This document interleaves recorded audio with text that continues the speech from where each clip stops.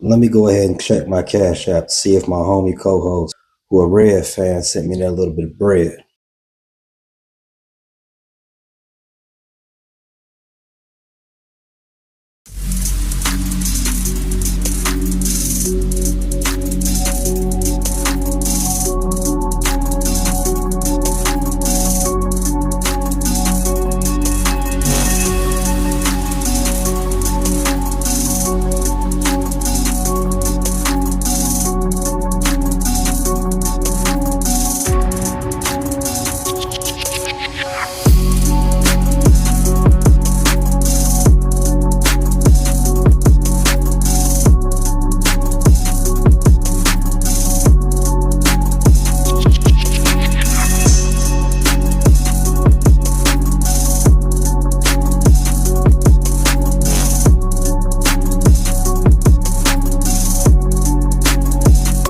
The Cubs took the series against the Cincinnati Shots.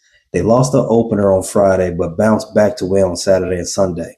The win on Sunday marks their sixth straight series win, their record to 37-22 overall. I usually wait to the end of these little shows to talk about standings and a larger picture, but since the Cubs came into the series with a 3-game lead and the Reds had muffed the STL Cards across their dome, Cubs now have a 4-game lead in the NL Central. That puts them on solid ground as they head out to this 9-game road trip. 9-game road trip starting on Tuesday. But I definitely wanted to throw shade in the Cards' face. I love kicking dust in their face anytime I get a chance to. All right, let's recap the series against the Cincinnati Shots. If you know, you know. Cubs entered Friday's game with a chance to extend their streak of winning series openers at Wrigley Field to 10, but the Reds had other plans as they quickly built an early lead and ended up holding off the Cubs' late rally to secure that 6-2 victory at Wrigley Field.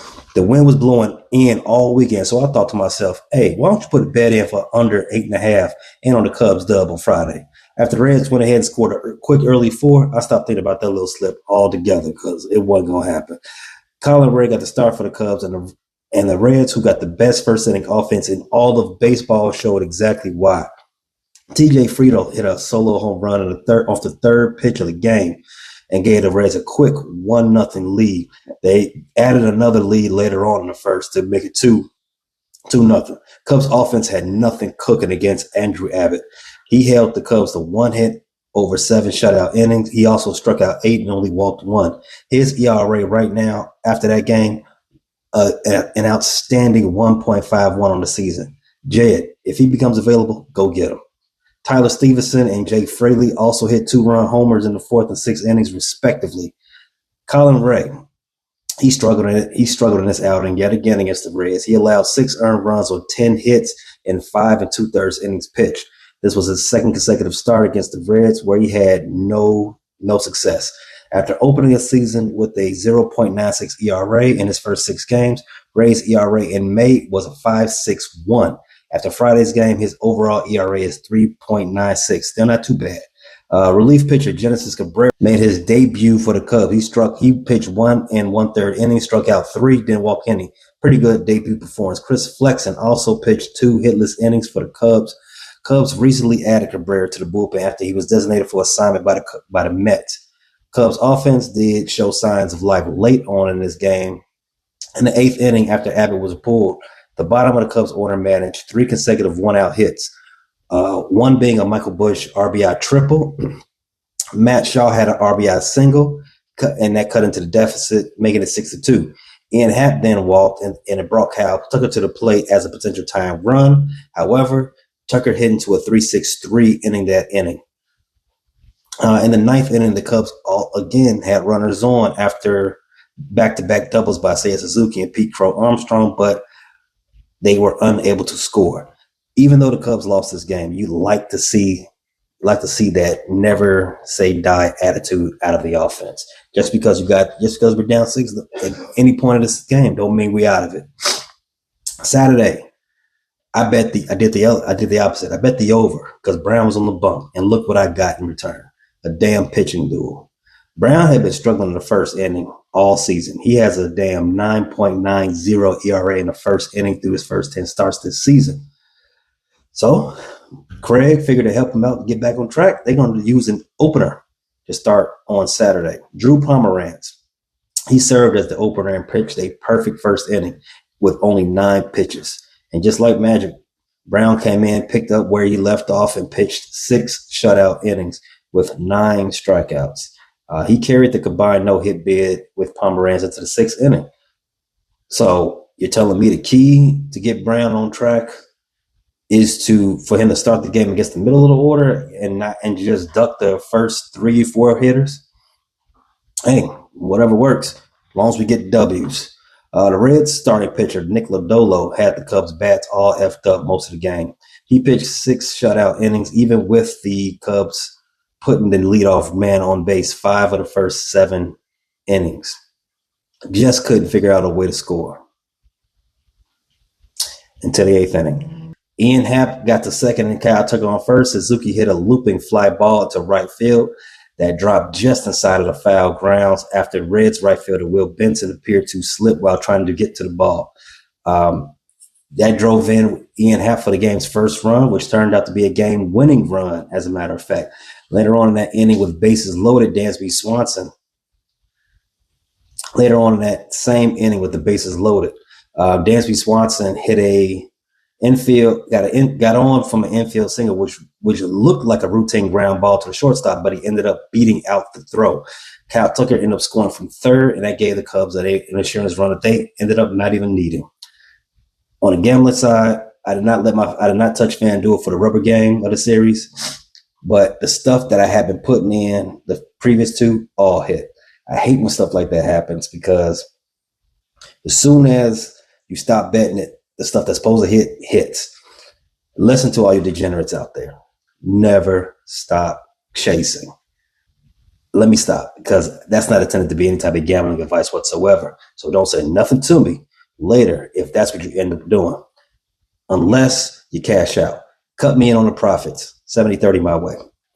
Cubs offense scored 7 runs in their 7-3 victory on Sunday. The winds at Wrigley was once again blowing in, but that didn't stop the Cubs from opening up a can. Seiya Suzuki hit a fly ball into the wind that got knocked down, but PCA followed right behind him with a single that drove in his 51st run of the season.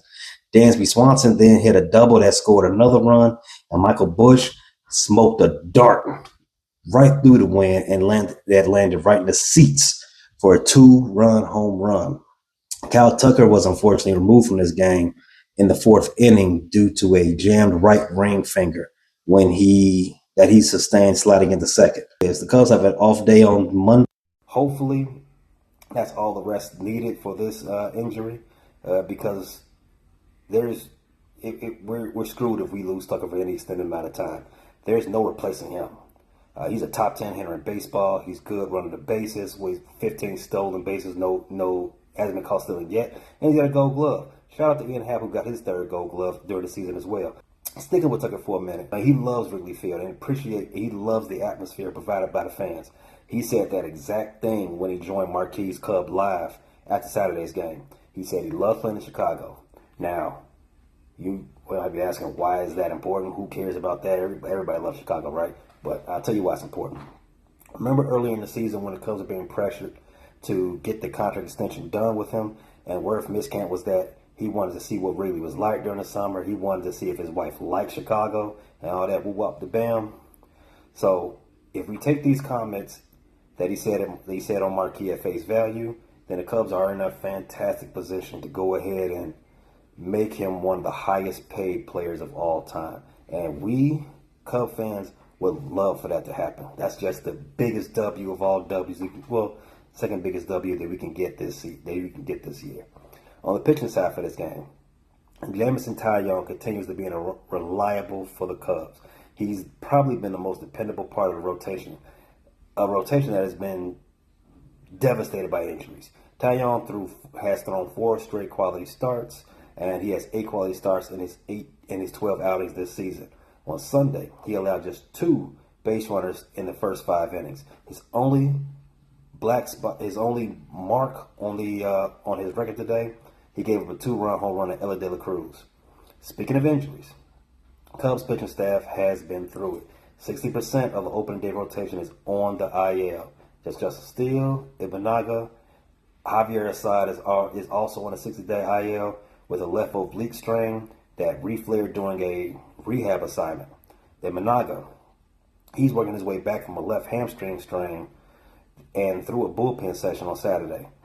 The expectation is that now he will face live hitters down in Mesa at the Cubs spring training facility. With that said, his timetable to return is still slated for mid to late June. In the bullpen, Porter Hodge's left oblique strain is, as they put it, kind of resolved, but he is now dealing with a left hip impingement and will likely need some sort of a minor league rehab assignment before he can return to the big club. With Hodge being down, the Cubs bullpen has not struggled whatsoever. All during May, they posted a 2.67 ERA, which is third best in all of baseball, and has been very successful in save opportunities. Like I don't think the Cubs blew a save all in May. But like I said earlier, the Cubs did just pick up left-hander Genesis Cabrera after being DFA'd by the Mets. Low risk, high reward type of acquisition. Hopefully it works out the same way it has worked out with other pitchers the Cubs picked up in the same manner. Brad Keller, Drew Pomeranz, those guys have been pretty stellar for the Cubs. Looking ahead, the Cubs are heading out on a 9-game road trip, which will be tied for their longest of the season. They'll face the Washington Natties, the Detroit Tigers, and the Philadelphia Phillies, who are the suddenly hot Philadelphia Phillies. That wraps up our look at the Cubs Reds series and some of the key storylines surrounding the team from this past weekend. We'll keep an eye on Kyle Tucker's injury and the continued progress of some of their injured players, and I will be back to talk about the end of the National Series once that series concludes. And it looks like my boy did send that little bit of care package to my Cash App because the Reds lost. Go Cubs. Thanks for listening to this latest edition from the Frustrated Chicago Sports Fan channel. Whether you listen to this on Apple Podcasts or Spotify or watching on YouTube, make sure you like, subscribe, share with a friend, and hit the notification bell so you never miss a drop. And all my homies from Chicago, we say 3 things: bear down, go Cubs go, and sell the team, Jerry.